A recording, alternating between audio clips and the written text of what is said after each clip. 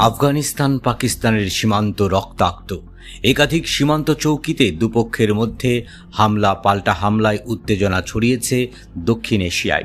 এর মাঝেই আলোচনার কেন্দ্রে উঠে এসেছে পাকিস্তান ও সৌদি আরবের নতুন কৌশলগত প্রতিরক্ষা চুক্তি। গত সেপ্টেম্বরেই দুই দেশের মধ্যে ওই ঐতিহাসিক চুক্তি সই হয়, যাতে বলা হয়েছে এক দেশের উপর আক্রমণ মানে দুই দেশের উপরই আক্রমণ। ফলে সংঘাতের প্রেক্ষিতে সৌদি আরবের অবস্থান নিয়ে শুরু হয়েছে জল্পনা। শনিবার গভীর রাতে খাইবার পাখতুনখাওয়া ও বালুচিস্তান প্রদেশের সীমান্তে সংঘর্ষ শুরু হয়। পাকিস্তানি সেনা সূত্রে জানা গেছে, আফগান বাহিনী প্রথমে একাধিক সীমান্ত পোস্টে গুলি চালায়। পাল্টা জবাব দেয় পাকিস্তান সেনা। ঘণ্টার পর ঘণ্টা ধরে চলে গোলাগুলি। উভয় পক্ষের ক্ষয়ক্ষতির খবর মিলেছে। আফগান সরকারের মুখপাত্র জবিউল্লাহ মুজাহিদ জানিয়েছে, আফগান বাহিনী 58 পাকিস্তানি সেনাকে হত্যা করেছে এবং 25টি সেনা পোস্ট দখল করেছে। তার দাবি, আফগানিস্তানের সমস্ত সরকারি সীমান্ত এখন তাদের নিয়ন্ত্রণে। আফগান প্রতিরক্ষা মন্ত্রণালয় জানিয়েছে, পাকিস্তান বারবার সীমান্ত লঙ্ঘন করছিল। তারই জবাবে প্রতিশোধমূলক ও সফল অভিযান চালানো হয়েছে। আরও হুঁশিয়ারি দিয়ে বলা হয়েছে, পাকিস্তান ফের সীমান্ত লঙ্ঘন করলে আরও কঠোর জবাব দেয়া হবে।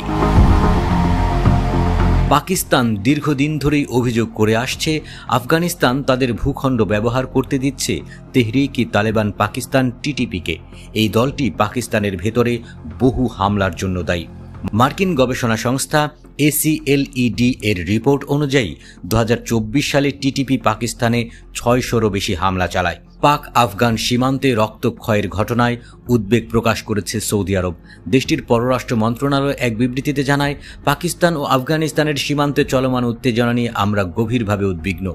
দুই পক্ষের প্রতি আহ্বান, সংযম বজায় রাখুন, সংঘাত না বাড়িয়ে আলোচনার মাধ্যমে সমাধান খুঁজুন। বিবৃতিতে আরও বলা হয়েছে, সৌদি আরব আঞ্চলিক ও আন্তর্জাতিকভাবে শান্তি ও স্থিতিশীলতা বজায় রাখার পর প্রচেষ্টাকে সমর্থন করে। আমরা চাই পাকিস্তান ও আফগান দুই দেশের জনগণের নিরাপত্তা ও সমৃদ্ধি নিশ্চিত হোক। তবে গত সেপ্টেম্বর মাসে পাকিস্তান ও সৌদি আরব যে প্রতিরক্ষা চুক্তি স্বাক্ষর করেছে, তা এখন নতুন করে আলোচনায়। চুক্তিতে বলা হয়েছে, দুই দেশের মধ্যে পারস্পরিক প্রতিরক্ষা সহযোগিতা থাকবে। কোনো এক দেশের উপর আক্রমণ হলে তা উভয়ের উপর আক্রমণ হিসেবে গণ্য হবে।